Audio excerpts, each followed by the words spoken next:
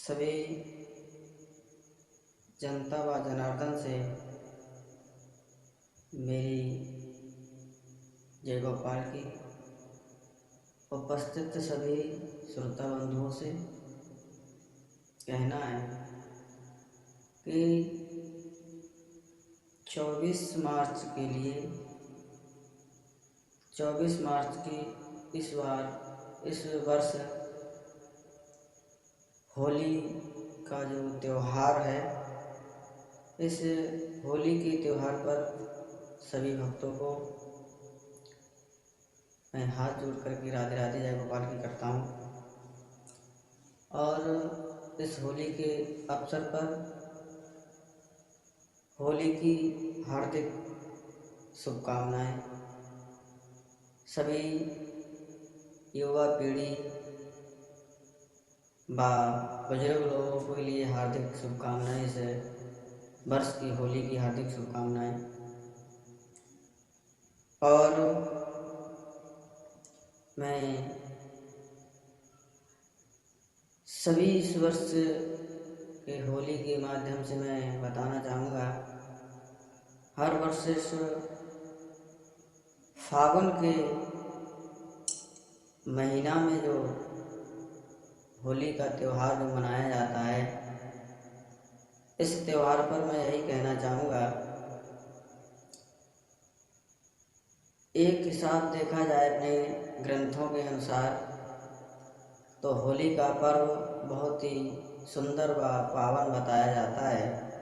लेकिन दूसरी दृष्टि से देखा जाए तो होली का त्यौहार नहीं भी मनाना चाहिए। क्यों? इसी के साथ साथ मैं बताता चलूँ, जो आज हम और तुम होली का त्यौहार मना रहे हैं और सदियों से मनाते चले आए हैं और आगे भी मनाते रहेंगे। देखिए, ये हिरण्यकश्यप और हिरण्याक्ष ये दो भाई थे। हिरण्यकश्यप ने जब देखा, एक बार हिरण्यकश्यप के भाई हिरण्याक्ष को भगवान जब मार देते हैं तो भगवान से ये हिरण्यकश्यप बैर करता है, भगवान को अपना दुश्मन मानता है।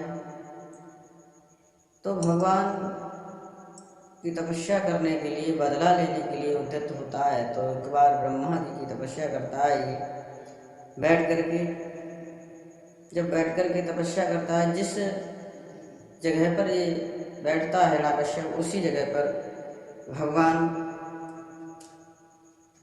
देवगुरु जो थे बृहस्पति, ये एक तोते का रूप बना करके भगवान नारायण का जाप करने लगते हैं। तो वो लौट करके चला आता है जब महलों को, तो कयादू थी इसकी पत्नी हिरण्याक्ष की। तो हिरण्यकश्यप की पत्नी ने पूछा कि भैया, तुम तो गए थे भगवान की तपस्या करने के लिए, लेकिन आप लौट कैसे आए? तो सारी स्थिति बताई। तो एक बार ये हिरण्यकश्यप भगवान ब्रह्मा की तपस्या करने के बाद ये ब्रह्मा जी से वरदान मांग लेता है कि मैं दिन में ना मरूं, रात को भी ना मरूं। कहने का मतलब हर प्रकार से अपने मरने की रास्ताएं बंद कर देता है। तो बताया जाता है भगवान वरदान देने के बाद चले जाते हैं। लेकिन महत्वपूर्ण बात, ये तो सारी ये कथा जगत विख्यात है, लेकिन बता दूं आपको, तो मेन कारण ये है कि किसी ने कहा है, जहाँ पर कीचड़ होती है, कीचड़ में ही कमल का पुष्प होता है। कहने का मतलब ये देवताओं का दुश्मन था ये, एक हिसाब से देखा जाए तो। और ये देवता और दैत्य दोनों एक ही पिता की संतानें थी। इनके जो कश्यप ऋषि थे, कश्यप ऋषि के बेटे हुए हैं ये दो पत्नियां थीं, एक का नाम दिति था, एक का अदिति नाम था। अदिति के माध्यम से जो भी बच्चे जन्म लेते हैं वो देवता जब बनते चले जाते हैं, और जो दिति की गर्भ से बच्चा जन्म लेता है वो दैत्य बनता चला जाता है। तो कहने का मतलब, जब हिरण्यकश्यप ने बलशाली था, भगवान से वरदान लेने के बाद और शक्तिशाली हो जाता है। उसके बाद एक बार बताया जाता है, इसकी बहन का नाम था सिंहिका। हिरण्यकश्यप और हिरण्यकक्ष ये दो भाई थे। इनके दोनों भाइयों के बीच में एक बहन थी जिसका नाम था सिंहिका। और सिंहिका एक बार अपने संग की सखियों के साथ में बाग में झूला झूलने के लिए जाती है, तो संग की लड़कियों ने ताना मारा, और उधर तब तक एक विप्रचिति नाम का राक्षस जो था, सिंहिका से गंधर्व विवाह करती है। जब सिंहिका गंधर्व विवाह कर लेती है,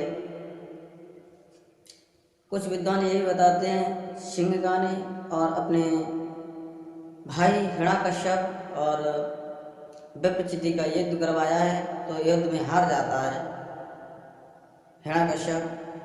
और जब हिरण्यकश्यप हार जाता है और विप्रचिति जीत जाता है, तो विप्रचिति अपने सिंहिका को लेकर के हंसी खुशी से शादी रचा लेता है और अपने घर चला जाता है।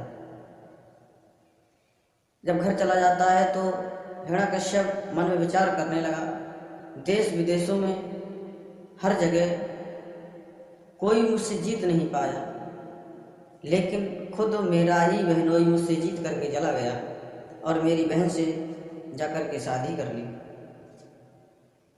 ये बर्दाश्त नहीं कर सका हिरण्यकश्यप। तो एक दिन बताया जाता है हिरण्यकश्यप रात्रि में जाता है अपने बहनोई और विप्रचिति का सर काट देता है। तो जब अपने भाई को सिंहिका ने देखा कि मेरा भाई ही खुद और मेरा पति का हत्यारा बन गया, तो उसी समय सिंहिका ने और अपने भाई हिरण्यकश्यप से कहा, भाई जा, मैं आज के बाद तेरे घर कभी नहीं आऊंगी। तो देखिए, और चलते चलते कहा, भाई उसी दिन तेरे घर पे आऊंगी जिस दिन तेरे वंश को मिटाने के लिए, जिस दिन मैं तेरे वंश को मिटाऊंगी। ये बात जब सिंहिका ने कहा, हंसते हंसते वो हिरण्यकश्यप अपने घर चला आता है। जब घर चला आया तो इधर भगवान की कृपा से भगवान का भक्त कयाधु के गर्भ से जन्म ले लेता है। नाना भांति से हिरण्यकश्यप मरवाता है, लेकिन मरता नहीं है। जब वो भक्त भगवान का मरता नहीं है, उस भक्त का नाम पड़ जाता है प्रहलाद। नाना भांति से ऊंचे ऊंचे पर्वतों से गिराया, हाथियों से कुचलवाया, जहर के प्याले, यहाँ तक कि बताया जाता है कोठरी में बंद करने के बाद भक्त प्रहलाद को और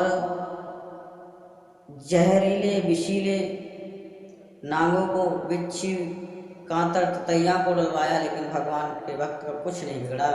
वो सर्प एक पुष्पों का हार बन करके गले में गिर पड़े, चरणों में गिर पड़े पुष्प बन करके। देखिए, उसी के बाद आज उसी सिंहिका का याद आया, तब तक बताया जाता फागुन का महीना लग चुका था। फागुन की चढ़त फागुन पूर्णिमा को जब सिंहिका घर जब अपने भाई के घर पर आती है, तो अपने भाई को देखा। भाई को देखने के बाद सिंहिका कहने लगी, भाई बताओ क्या बात है, आपकी चेहरे का नूर बता रहा है, चेहरे का रंग बता रहा है, आपको ये कुछ ज़्यादा चिंतित नजर आ रहे हो। तो उसी समय हिरण्यकश्यप ने सारी बात बताई। तो उसी समय कहने लगी, हिरण्यकश्यप से सिंहिका कहने लगे, भैया ये तो बाएं हाथ का खेल है, अब एक काम करो, आप एक अपने दरबार में और सारे गांव से लकड़ियों को इकट्ठा करवाओ, एक चिता चुनवाओ। उस चिता में मैं भक्त प्रहलाद यानी तुम्हारे बेटे को लेकर के बैठ जाऊंगी और तुम उस चिता में आग लगा देना। आप उस चिता में आग लगा देना, क्योंकि शीतला मैया का मैंने बहुत पूजन किया है। शीतला मैया की मैं बहुत बड़ी भक्तिन हूँ और वो शीतला चीर मुझे दिया है मैया ने, उसे उड़ करके मैं बैठ जाऊंगी। क्यों? उस शीतला चीर की ये करामात है, उस शीतला चीर की वो करामात है कि शीतला चीर जब मैं ओढ़ लूंगी तो मैं बच जाऊंगी और तुम्हारा बेटा मर जाएगा, जल करके भस्म हो जाएगा। भक्तों, इतनी बात सुनने के बाद बताया तो यहाँ तक भी जाता है, 1 महीना लगातार उस चिता को चुनवाया गया और जब चिता को चुनवा करके कंप्लीट कर दिया, तैयार कर दिया, तो उसी पर चिता के ऊपर वो सिंह का अपने भतीजे प्रहलाद को लेकर के बैठ जाती है। जब बैठ जाती है तो सिंह का इशारा करने लगी, भैया अब क्या देखते हो, चिता में आग लगा दो। तो उसी समय बताया जाता है सिंह कान के भाई हिरण्याकश्यप ने जब चिता में आग लगवाई है तो भगवान का भक्त भगवान को याद करने लगा, भगवान हमारी लाज बचाओ, हमारे प्राणों को बचाओ, क्योंकि ऐसा लग रहा है इस अग्नि से मेरे प्राण सुरक्षित नहीं बचेंगे। आज उसी समय भगवान की कृपा से एक हवा का झकोरा आया, उस सिंहिका के सर से उतर करके वो चीर भक्त प्रहलाद के ऊपर गिर जाता है। सिंहिका जल करके भस्म हो जाती है और भक्त प्रहलाद बच जाते हैं। भक्तों, उसके बाद भक्त प्रहलाद बच जाते हैं और अपने पिता हिरण्याकश्यप के राज्य में जाकर के, राज दरबार में जाकर के शीश को झुकाया है, प्रणाम किया है। तो भक्त प्रहलाद को देख करके हिरण्याकश्यप को बहुत क्रोध आया, नीच, पापी, हत्यारे, अरे तुझे मैंने ऐसे नाना भांति से मरवाया पर तू नहीं मरा। देखिए, आज भगवान का भक्त प्रहलाद कहने लगा, पिताजी, अरे कि जिसका भगवान हो, जिसको बचाने वाला स्वयं भगवान हो, उसे पिताजी मार कौन सकता है। नाना भांति से समझाया है, पिताजी वो भगवान है, वो मारता है। तुम कह रहे हो मारा है, बिल्कुल नहीं मारा है। भगवान मारता नहीं है बल्कि जीवन दान देने वाला है। अच्छा करता है वो करता है, बुरा करता है वही करता है। हमारे तुम्हारे बस की कुछ नहीं है जो तुम बगैर उसकी इच्छा को कोई कार्य कर सको। तो हिरण्याकश्यप चीखने लगा, चिल्लाने लगा, कहने लगा, मूर्ख, तो हमारे दुश्मन का बखान और हमारे सामने कर रहा है, क्या बता इस खम्भे भी तेरे भगवान हैं। आज उसी समय हिरण्याकश्यप के पुत्र भक्त प्रहलाद कहने लगा, हाँ, मेरा रखवाला कड़ में वास करता है, पत्ते पत्ते में, रज रज में भ्रमण करता है, और तुम कह रहे पिताजी इस खम्भे की, तो हाँ, इस खम्भे भी मेरा भगवान मुझे नजर आ रहा है। तो उसी समय भक्त की बात सुनकर के हिरण्याकश्यप क्रोध में आया और क्रोध में आकर के नग्न तलवार लेकर के जब उस खम्भे में जब प्रहार किया तो खम्भा फट जाता है। नरसिंह रूप में भगवान प्रकट हो जाते हैं और नरसिंह रूप में प्रकट होने के बाद आज उस दुराचारी का, उस पापी का अंत कर दिया और भक्त प्रहलाद को गोद में उठा लिया। कहा, पुत्र, हमसे गुरु वरदान मांग लो। तो आज वरदान मांग लिया है भक्त प्रहलाद ने। कहा, भगवान, जिस प्रकार से हमारे पिता की जो दुर्दशा हुई है, दुर्दशा की है आपने, ऐसी आगे चल के हमारे वंश में ऐसा कभी ना हो। तो कहने का मतलब इस होली को इस प्रकार से नहीं मनाना चाहिए कि सिंह का ये अपराधन थी, ये बहुत गलत थी, जिसने स्वयं अपने भाई के वंश को नष्ट करने के लिए उसने अपने सगे भतीजे को लेकर के और मारने की चेष्टा की, मारने का प्रयास किया। और बताता चलो,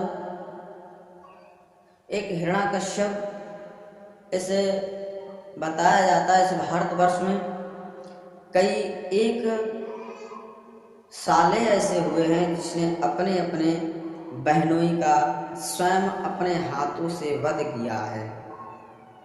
देखिए, सर्वप्रथम एक कंस राज है, कहने का मतलब सर्वप्रथम एक ये हिरण्यकश्यप है, जिन्होंने स्वयं अपने हाथों से अपने बहनोई का वध किया। और कई एक हुए हैं जिन्होंने अपने स्वयं अपने बहनोई का वध किया है। और बताऊं आपको, आप कहने का मतलब अगर देखा जाए तो होली के माध्यम से, सिंहिका के माध्यम से अगर देखा जाए, जब सिंहिका मर जाती है तो स्वयं भगवान यानी स्वयं हिरण्यकश्यप कहने लगा जिस समय सिंहिका मरी थी कि बहन चिंता ना करो, मैं आपको घर घर में और जगह जगह हर गांव गली में तुम्हारा पूजन करवा दूंगा। तो आज हिरण्यकश्यप अपने क्रोध, अपनी ताकत के बल पर घर घर में पूजन करवाता है। आज हम उसी के चेष्टा पर, उसी के आधार पर पूजन करते चले आ रहे हैं। लेकिन पूजन करो तो उस दिन होली की नहीं, सिंहिका की नहीं, जो आज होली के नाम से प्रसिद्ध है, अगर पूजन करना है तो उस दिन करो नरसिंह भगवान की, क्योंकि नरसिंह भगवान की पूजा इसलिए करना चाहिए क्योंकि पापियों का, उस पापी हत्यारे दुराचारी का अंत किया था, इसलिए भगवान नरसिंह का पूजन करना चाहिए उस माह की और पूर्णिमा के लिए। और इसी आगे बता दूं कि भगवान होली के बाद 24 तारीख को होली का त्यौहार है और 25 तारीख के लिए जो महाभयंकर और ये ग्रहण लगने वाला है, ये ग्रहण लगभग बताया जाता है विद्वानों के मध्य के अनुसार लगभग 300 वर्ष पहले ये ग्रहण लगा था। 300 वर्ष पहले ग्रहण लगा था, उतना भयंकर इस 25 तारीख को ग्रहण लगने के लिए जा रहा है। और इस वर्ष एक नहीं, दो नहीं, बल्कि 4 बार चंद्र ग्रहण लगेगा और 2 बार सूर्य ग्रहण लगेगा। इस वर्ष में 6 ग्रहण लगने के लिए जा रहे हैं। और आगे मैं बताऊंगा कल की वीडियो में, बहुत ही रोचक, बहुत ही अपने ग्रंथों से ली हुई चर्चा को करूंगा। और आज का ब्लॉग यहीं पर समाप्त करूंगा। और देखिए, अगर हमारी जानकारी अच्छी लगी हो तो हर किसी तक ये वीडियो को शेयर करें, कमेंट करें और हमारे चैनल सावरिया कैसेट कंपनी को सब्सक्राइब करें और नई नई वीडियो, नई नई रोचक कहानी, रोचक बातें अपने सनातन धर्म से जुड़ी हुई देखने के लिए बेल आइकन प्रेस करें, जिससे आपको हर वीडियो की नोटिफिकेशन पहले मिलने के लिए हमारे चैनल को सब्सक्राइब करें और बेल आइकन दबाना नहीं भूलें। राधे राधे, जय गोपाल।